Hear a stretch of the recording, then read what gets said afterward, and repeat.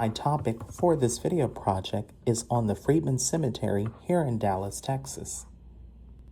As you can see in this blueprint, the location of the Freedman Cemetery extends from Lemon Avenue to the intersection of North Central Expressway, all the way to the intersection of Old Calvary Avenue, which is now known as North Hall Street.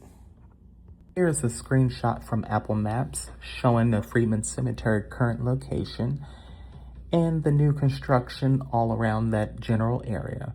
As you can see, the cemetery extends from Lemon Avenue down to the intersection of North Central Frontage Road, as well as the North Central Expressway and the intersection of North Hall Street.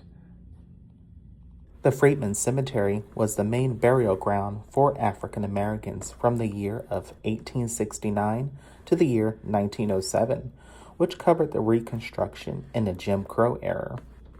The Freedman Cemetery served as the only public burial ground for African Americans here in Dallas, Texas during that time period in history. The Freedman Cemetery reflected the full spectrum of the community, from the very poor to the elite class. The cemetery was rediscovered during the highway expansion of the North Central Expressway, otherwise known as U.S. Highway 75, planning in the 1980s. Previous construction in the 1940s paved over nearly an acre of the site. Interesting fact that I came across during my research: between 1991 and the year of 1994, archaeologists excavated nearly an acre, exhuming 1,150 burials, which is equal to 1,157 individuals. This makes the Freedman Cemetery one of the largest historic cemeteries ever excavated in the United States, with an unprecedented level of documentation and analysis to go with it. There are approximately 5,000 unmarked graves in the Freedman Cemetery to this day.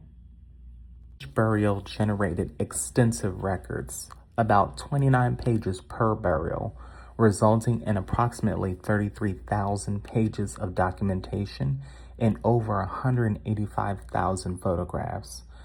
This project included detailed skeletal, dental, and artifact analysis supported by local research. Since graves were unmarked and undated, the project developed a detailed chronology using two main methods. The first method was internal evidence, which was artifact analysis, burial superposition, and spatial patterns. The second method was external evidence, which was the study of national trends in coffin hardware, trade journals, and patient records.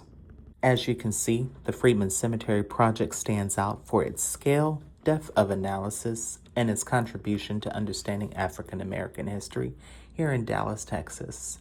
When you get a chance, please stop by the site, as this will give you a sense of peace, tranquility, but most of all, a taste of history and more knowledge regarding African American backgrounds. Thank you for listening.